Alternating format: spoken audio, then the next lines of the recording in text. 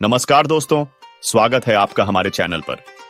आज हम जानेंगे उत्तराखंड की एक अद्भुत और रहस्यमयी परंपरा के बारे में, जिसे देवता नाच कहा जाता है।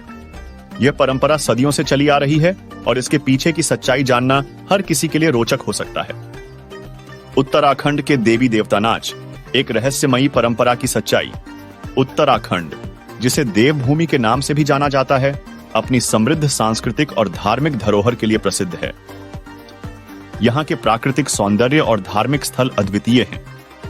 इसी धार्मिक परंपरा का एक महत्वपूर्ण हिस्सा है देवता नाच या देवता के नृत्य की परंपरा, जिसे सदियों से स्थानीय लोग मानते और मनाते आ रहे हैं। यह परंपरा विशेष रूप से कुमाऊं और गढ़वाल क्षेत्रों में प्रचलित है और इसकी रहस्यमयीता और दिव्यता ने हमेशा लोगों को आकर्षित किया है। देवता नाच, परंपरा और इतिहास।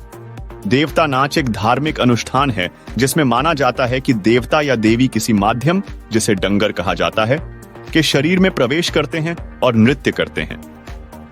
यह नृत्य विशेष अवसरों जैसे मेलों, त्योहारों और धार्मिक अनुष्ठानों के दौरान होता है।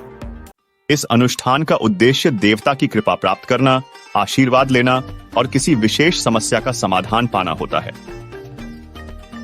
इस परंपरा की शुरुआत कब और कैसे हुई, इसके बारे में स्पष्ट जानकारी नहीं है, लेकिन यह माना जाता है कि यह सदियों पुरानी है। पुराने समय में जब संचार के आधुनिक साधन नहीं थे, देवता नाच का महत्व और भी अधिक था। लोग देवता के माध्यम से अपने प्रश्नों का उत्तर पाने और जीवन के कठिनाइयों का समाधान पाने की कोशिश करते थे। प्रमुख देवी देवता। उत्तराखंड में कई प्रमुख देवी देवता हैं जो इस परंपरा के हिस्से के रूप में माने जाते हैं। इनमें नारंकार, नरसिंह, काली माता, कृष्ण, गोलू देवता, हैरिया देवता और नागराजा प्रमुख हैं।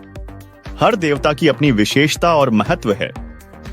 उदाहरण के लिए नारंकार को महान देवता माना जाता है, नरसिंह भगवान विष्णु का अवतार हैं, काली माता शक्ति की देवी हैं और गोलू देवता को न्याय का देवता माना जाता है।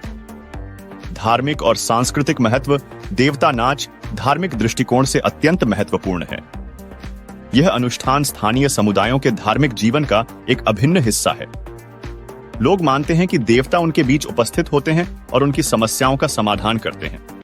इस नृत्य के माध्यम से देवता का आशीर्वाद प्राप्त करना और उनकी कृपा पाना प्रमुख उद्देश्य होता है। सांस्कृतिक दृष्टिकोण से भी यह परंपरा अत्यंत महत्वपूर्ण है। यह समुदाय के लोगों को एकजुट करती है और उनकी सांस्कृतिक पहचान को मजबूत करती है। यह परंपरा स्थानीय समाज के सामाजिक और सांस्कृतिक ताने बाने का हिस्सा है और इसे देखने और इसमें भाग लेने वाले लोग इसे धार्मिक और सामाजिक जीवन का अभिन्न अंग मानते हैं। व्यक्तिगत अनुभव और गवाहियां। बहुत से लोगों ने इस परंपरा को अपने जीवन में अनुभव किया है और इसे एक दिव्य अनुभव माना है। उनके लिए यह अनुभव किसी चमत्कार से कम नहीं होता। इस परंपरा का अनुभव करने वाले कुछ स्थानीय लोगों से बात करने पर यह पता चलता है कि वे इसे अपने जीवन का महत्वपूर्ण हिस्सा मानते हैं। इन अनुभवों को सुनने के बाद यह स्पष्ट होता है कि देवता नाच केवल एक धार्मिक अनुष्ठान नहीं, बल्कि एक गहरे धार्मिक और आध्यात्मिक अनुभव का हिस्सा है। वैज्ञानिक दृष्टिकोण से देवता नाच की परंपरा को विभिन्न मनोवैज्ञानिक और समाजशास्त्रीय दृष्टिकोणों से समझा जा सकता है। मनोवैज्ञानिक दृष्टिकोण से इसे ट्रांस अवस्था और स्वयं सुझाव के माध्यम से समझा जा सकता है। जब व्यक्ति धार्मिक अनुष्ठानों में भाग लेते हैं तो वे गहरे ध्यान और एकाग्रता की अवस्था में प्रवेश कर सकते हैं, जिसे ट्रांस कहा जाता है। इस अवस्था में व्यक्ति को अपनी चेतना का अनुभव अलग तरीके से होता है, जो उन्हें दिव्य अनुभव महसूस करा सकता है। न्यूरोलॉजिकल दृष्टिकोण से धार्मिक अनुष्ठानों के दौरान मस्तिष्क की गतिविधियों में परिवर्तन देखा गया है। यह परिवर्तन भावनात्मक और संज्ञानात्मक अनुभवों को प्रभावित कर सकता है। धार्मिक अनुष्ठानों के दौरान उत्साहित महसूस करने के पीछे डोपामिन और एंडोर्फिन जैसे न्यूरोट्रांसमीटर की भूमिका हो सकती है, जो खुशी और संतुष्टि के भाव पैदा करते हैं। समाजशास्त्रीय दृष्टिकोण से सामूहिक आस्था और विश्वास का प्रभाव इसे बढ़ावा देता है। सामूहिक आस्था और विश्वास के कारण समूह सम्मोहन का प्रभाव हो सकता है।